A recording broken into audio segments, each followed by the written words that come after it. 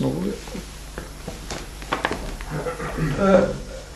Tudo vale a pena, depende para quê. E quem sabe para quê é você. Não sei.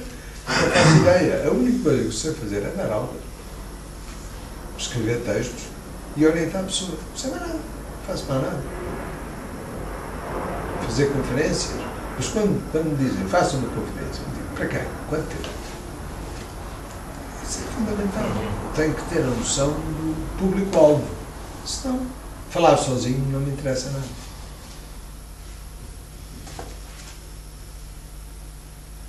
Ok, então, como é que o Gabriel entende o seu trabalho? Numa perspectiva hermenêutica, numa exegese, numa interpretação de textos, fundamentalmente os pré-socráticos, fundamentalmente Parménides, e Platão também. É uma hermenêutica, é uma exegese? Porque é um trabalho muito rigoroso, é um trabalho muito minucioso, é uma investigação muito detalhada, uma pesquisa, não é? Pode chamar-lhe isso tudo, pode chamar-lhe hermenêutica, pode chamar-lhe exegese, pode. A questão expõe-se de forma simples. Eu trabalho a filosofia grega, e a filosofia grega foi escrita em grego. As pessoas que se interessam por filosofia, na sua esmagadora maioria, não dominam o grego. E mesmo assim, dominar o grego é complicado, porque o grego é uma língua que se falou e que se escreve do ponto de vista filosófico durante 150 anos, cerca de 150 anos, na fase clássica, na era clássica. Ora, as pessoas não têm a mínima noção que o grego de Platão não tem nada a ver com o grego de Tucídides, que também não tem nada a ver com o grego de Sófocles. Portanto, dizer fala grego, lê grego, percebe grego, é uma generalização vaga, porque o grego não existe. O que existe é a literatura grega, os autores gregos e os textos que esses autores escreveram. Ora, a tradição filosófica, ao contrário da tradição literária, desenvolveu uma tradição reflexiva, contribuiu para definir uma tradição que se manteve ininterruptamente, podemos dizer, durante os últimos 25 séculos. Essa tradição, tal como eu vejo, não é mais do que o lugar onde circulam os conceitos. E os conceitos são as ideias, os termos, que são utilizados pelos filósofos nos textos que escreveram. Ora, ler Parménides, por exemplo, ler o que é e o que não é, ou o que não é ler ser em Parménides, com as categorias atuais, não faz o mínimo sentido com as categorias atuais, com todo o pensamento, nomeadamente o pensamento heideggeriano, acerca do ser. Não se podem fazer essas generalizações, essas confusões. O meu trabalho consiste em várias pessoas a perceberem aquilo que a sua falta de conhecimento de grego nos deixa perceber.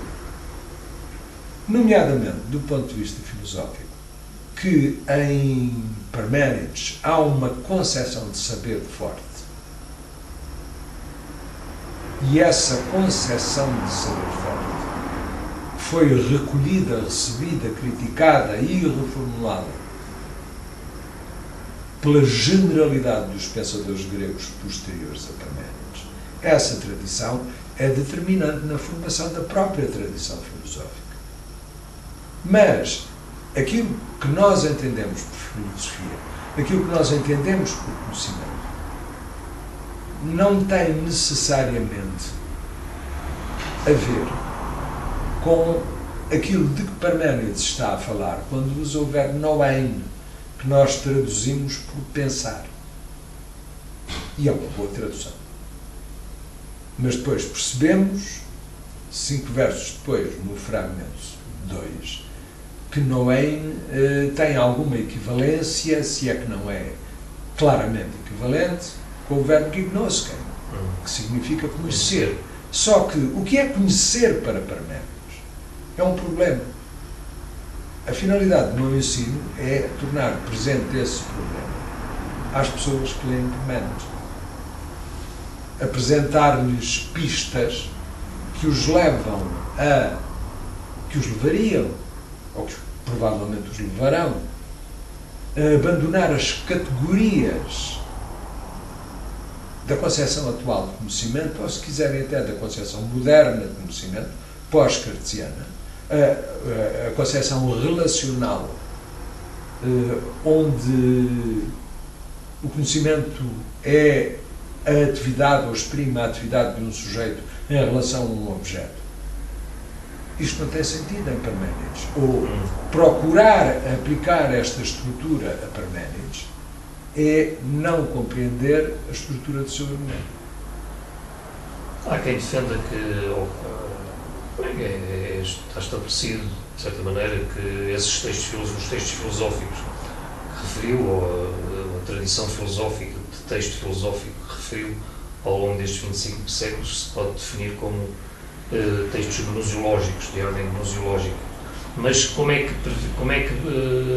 considera, então, essa relação de conhecer e de pensar e de conhecer, a partir dessa referência que fez dos fragmentos, desse fragmento de Parménides, em termos de pré-gnosiológico, ou de... Não, a questão é subtil, mas não é muito difícil de expor. Parménides está a interrogar-se e a deusa apresenta essa interrogação aos leitores ouvintes do poema sobre qual é a natureza do pensamento de conhecimento. O termo é noein, mas a conotação cognitiva é muito forte. Portanto, ele pergunta o que é conhecer e responde que há 2 caminhos para conhecer, que é e que não é. Normalmente as pessoas leem este que é e que não é como relacionando um sujeito do que é, que conhece, e um objeto do que é o conhecido. Alguém conhece o que é, conhece a realidade. A tal relação sujeito-objeto. É isso que eu chamo, pois, a tal relação sujeito-objeto, e é isso que eu chamo uma leitura predicativa de Parménides. Porque há um predicado, uma relação entre um sujeito que conhece e um predicado daquilo que é conhecido. E tem uma função de cópula. Os caminhos têm uma função de cópula. Aquilo que eu quero mostrar às pessoas é que é possível ler Parménides de outra maneira. E ler Parménides como se ele estivesse a falar sobre o próprio conhecimento e estivesse a dizer o conhecimento é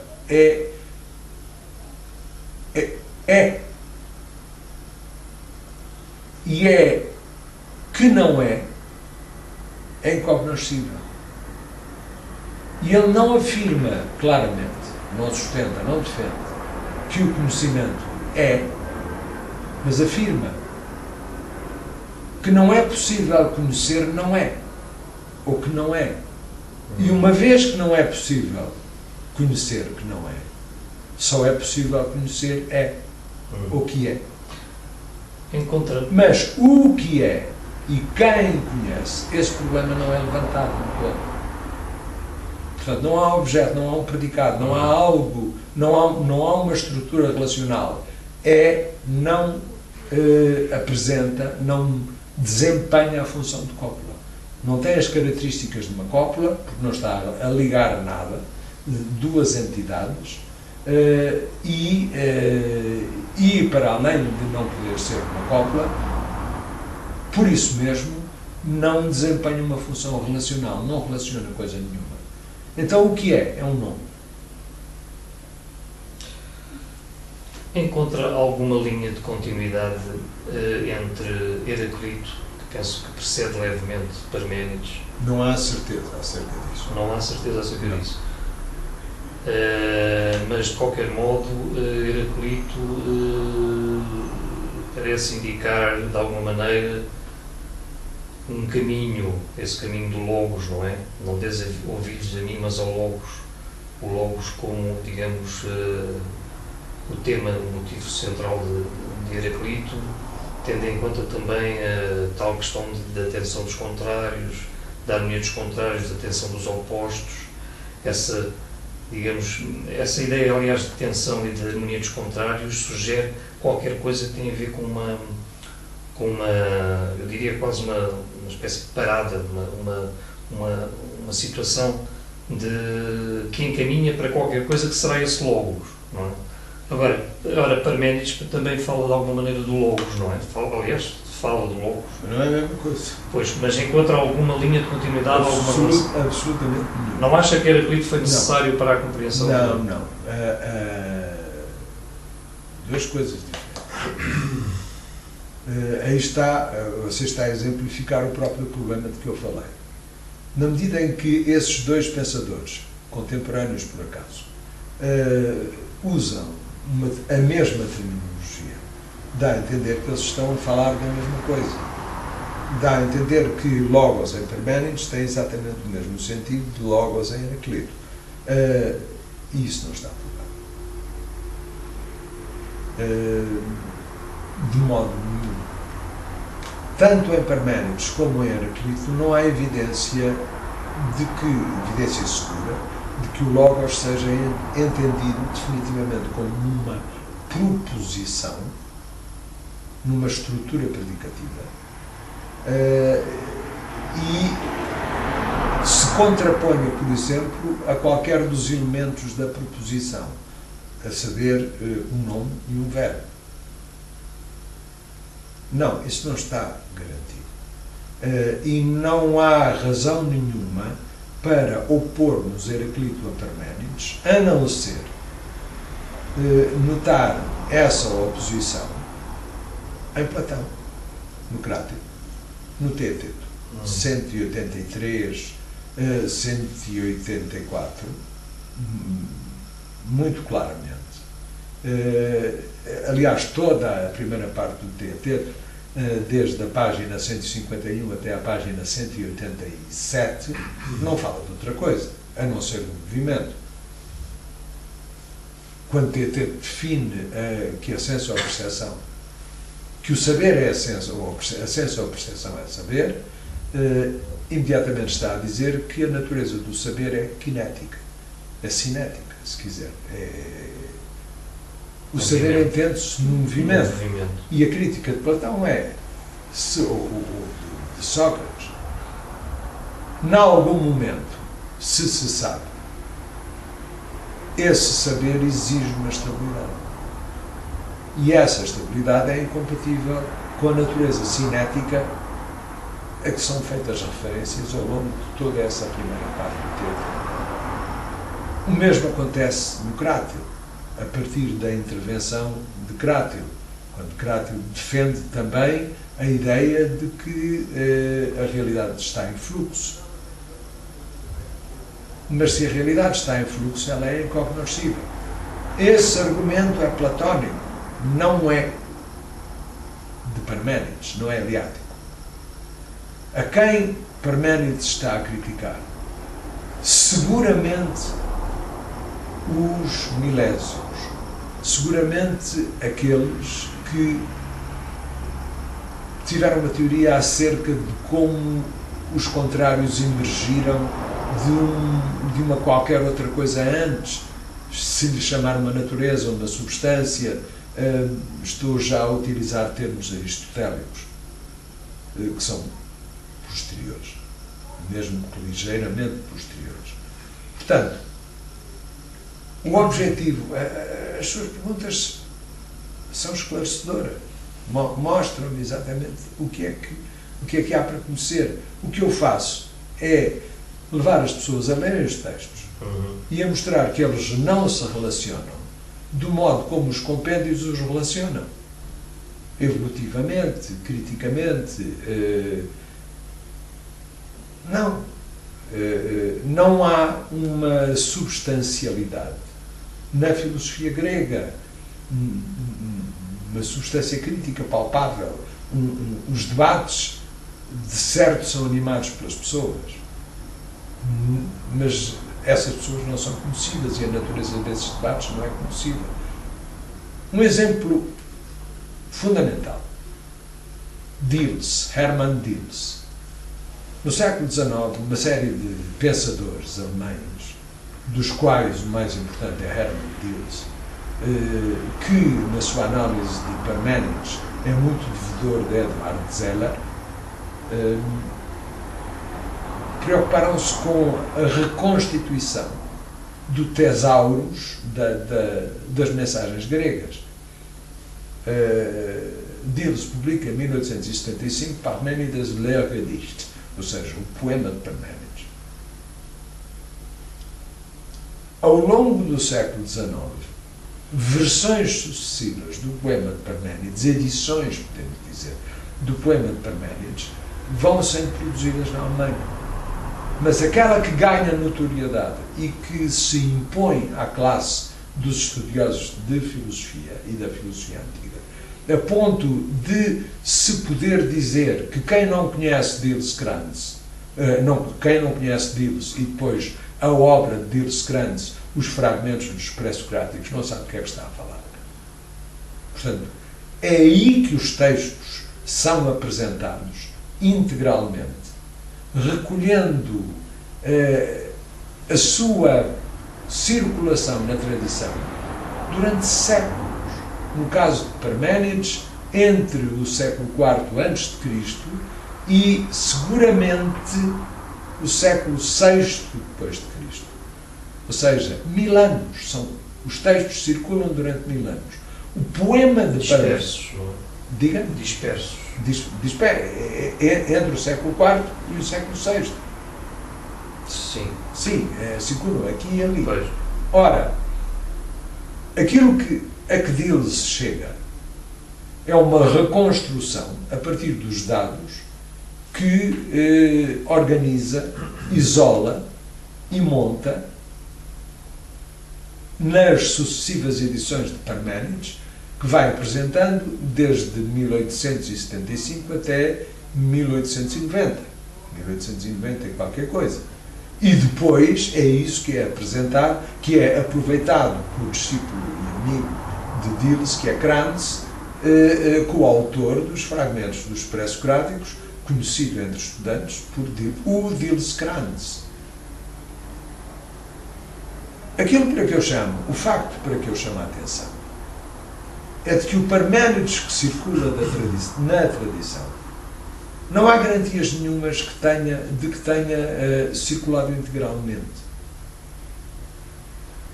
Ninguém nesses 1000 anos dá mostra de se preocupar com a problemática integral do poema de Parménides. Essa integralidade do poema e a problemática, o que é que o Parménides quer dizer com isto? Derivada dessa montagem textual, é um fenómeno contemporâneo. É um fenómeno que ocorre ao longo do século XX. Aquilo que acontece na tradição é o fragmento 2, que é citado por toda a gente.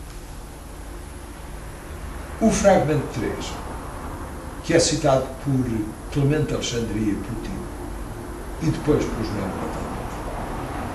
O mesmo se pode dizer vagamente do fragmento 4 e 5. Mas, ligado ao fragmento 2, o fragmento 6 é conhecido.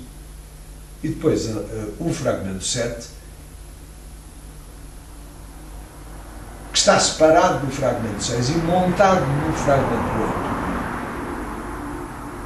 8, depois de Simplício ter dito no século VI, ter escrito no século VI, as cópias do poema de Parménides estão a ficar raras, de modo que me parece necessário copiar extensas partes do poema.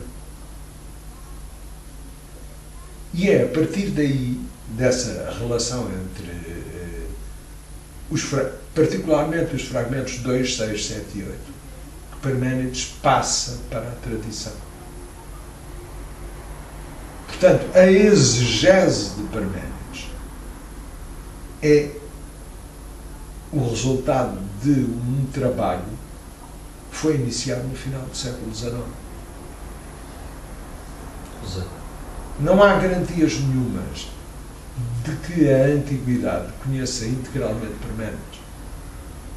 Ou se preocupe, sobretudo, até poderiam conhecer, mas não ligar a importância. Se lermos os contextos, os comentários, que, particularmente Simplício, mas também Próclo, mas sobretudo Simplício, faz aos fragmentos 6, 7 e 8, aquilo que são os fragmentos 6, 7 e 8, e aí um problema terrível, que é a ligação do verso 1 e 2 do fragmento 7 com a totalidade do fragmento 7. É um problema complicado, porque ninguém cita integralmente o fragmento 7, 1, 5. Simplício cita 3, 8 e depois vai o terceiro verso do fragmento 7 e depois entra pelo fragmento 8 e vai até ao final do fragmento 8, mesmo depois da Via da Verdade. E isso muda completamente a textualidade de Parménides. Nós hoje lemos Parménides num livro, lemos Parménides numa tradução. É para esses problemas que eu alerto, que eu quero alertar os meus alunos e os alunos para quem trabalho. De que não devem ler Parménides como se Parménides tivesse escrito um livro. E o livro é aquele que está ali. E era aquilo que Parménides queria dizer, e a pergunta é, o que é que Parménides quis quando escreveu este livro? Não é assim que se faz a pergunta. Não é essa a pergunta. O que eu quero não é tanto refontalizar, mas colocar as pessoas em condições de apreciarem a fonte de onde vem Parménides.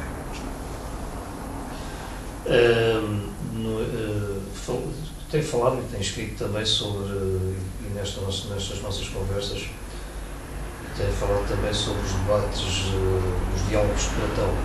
Sim. Eu tenho curiosidade em fazer-lhe a seguinte pergunta.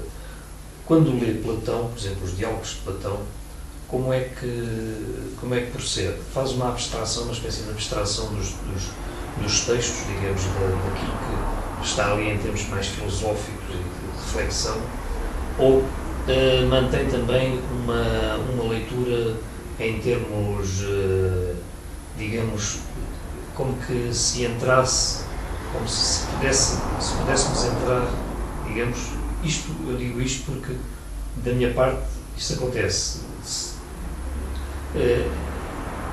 numa dimensão de ambiência, de atmosfera. Considera que é possível entrar na atmosfera, na ambiência grega, digamos, helénica, quando se lê Platão? Eu penso que é fundamental e muito importante. Acho que isso é desejável, mas isso não se pode conseguir numa aula e não se pode conseguir com alunos abstratos. Há alunos que se interessam por isso. Há estudantes que se interessam por isso, não são muitos, mas bastantes. São o suficiente para me cativarem.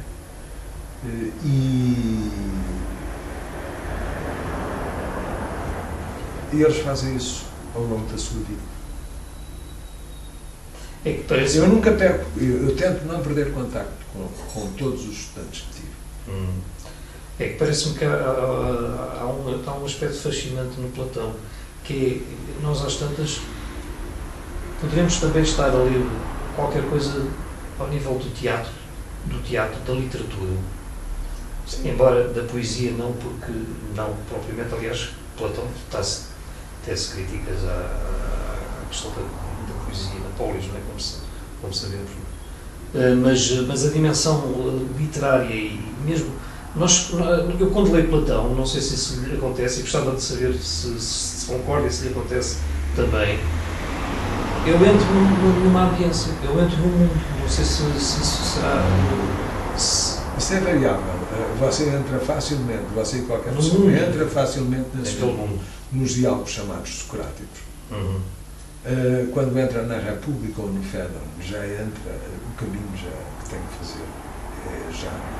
Já não tem nada a ver com o que tinha de fazer, ou que teve de fazer para perceber, por exemplo, a apologia,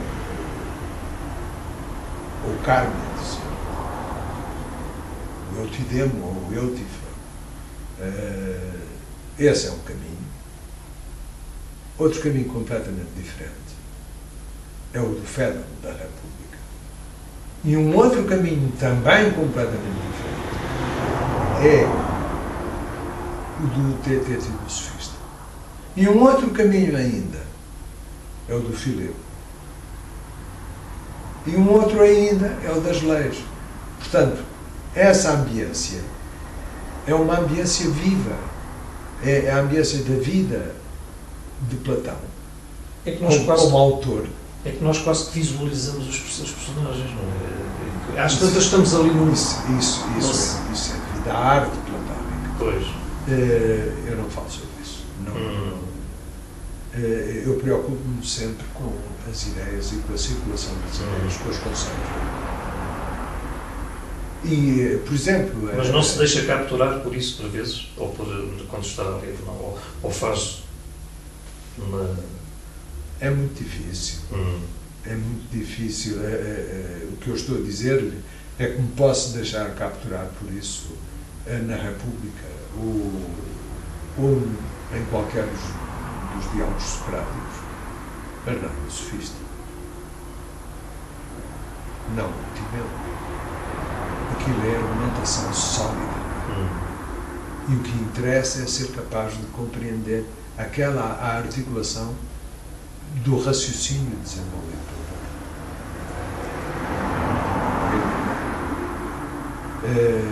Não há um Platão, não há uma obra platânica. Há abordagens. Platão ensaiou, mantendo uma diversidade de estilos, abordagens diferentes para problemas diferentes. A questão que eu ponho é se é possível encarar unitariamente esse trabalho e se é possível descobrir uma linha. E eu encontrei uma linha. E encontrei uma linha que liga a apologia ao Timeu. Mas o Fileu fica de fora. Essa linha não inclui o Fileu. O ambiente, as questões filosóficas mais interessantes e, se quiser, determinantes nessa linhagem de diálogos estão associadas a Parménides. Isso muda subitamente no Fileu. Porquê? O que foi que aconteceu? Quem é que entra no lugar de Parménides? Toda a gente concorda que são os pitagóricos. Mas não são os pitagóricos tal qual os pitagóricos eram. São os pitagóricos tal qual Platão nos entende. É um outro Platão. É terrível.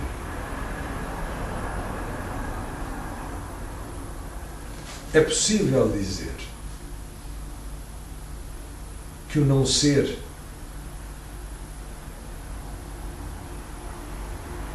do sofista é a díade do grande e do pequeno, de que fala Aristóteles na metafísica. É possível dizer que o ser é a mónada? É possível fazer essa leitura, integrando e adaptando o Filebo aos grandes diálogos heliáticos, nomeadamente o Teeteto do Parménides e o Sofista, é possível. Com certeza que é possível, mas é muito arriscado. São questões muito difíceis. A minha finalidade como professor é levar os alunos a terem consciência disto, os estudantes a terem consciência disto e a posicionarem-se perante esta questão. Uma última pergunta que gostaria de fazer. O que é para si a filosofia? Posso falar de duas dimensões da filosofia. A primeira, a mais evidente, a mais palpável, é a filosofia ligada ao ensino. É o ensino da filosofia. O ensino da filosofia, para mim, tem três vertentes complementares e integradas umas nas outras. É a docência, é aquilo que se faz nas aulas, é a pesquisa, sem a qual a docência não tem nenhuma espécie de sentido nem ambição, e é a orientação, que se dirige especificamente à transmissão da pesquisa para a pesquisa de outras pessoas, jovens, que irão seguir caminhos diferentes e novos. Isso é o que é para mim filosofia. Na escola. Para além disso, falando em geral, posso dizer que a filosofia é a capacidade de refletir sobre qualquer atividade cultural e de refletir buscando os conceitos reguladores dessa atividade cultural. Portanto, é o pensar sobre a física, a política, a arte, é procurar os conceitos e trabalhar os conceitos e tratar em conceitos. Então diz isso perfeitamente, de forma perfeitamente clara, na República 6.511. Trata-se de definir um princípio não hipotético, um princípio determinante da atividade crítica e de descer desse princípio, jogando apenas com conceitos, de forma a poder compreender a realidade não conceptual. Portanto, buscar os conceitos. Para mim, a filosofia é utilização, formação e crítica de conceitos. Só. Considera-se... O que é para si um pensador? Considera-se Considera-se um pensador? Filósofo ou pensador? Não me considero de modo nenhum. De modo nenhum. Mas hoje em dia há muitos sejam professores ou não, investigadores, que se definem, digamos, quando se apresentam. É a opção deles, não é? Sim. A minha é colocar-me fora. Eu não sou um filósofo. Não me tenho por filósofo e não me conto como filósofo. Sou um professor. Por isso, nunca estou separado daqueles para quem e com quem trabalho. Na aula ou através da pesquisa, nas obras que produzo. Eu nunca escrevo uma obra para o público. Não, escrevo para os estudantes. Bem, não sei se posso fazer aqui uma pequena objeção. Eu admito que o seu trabalho seja também para estudantes, mas não sei até que ponto seja só para estudantes ou se todos os estudantes estarão em condições para poderem, digamos, entrar no aprofundamento que faz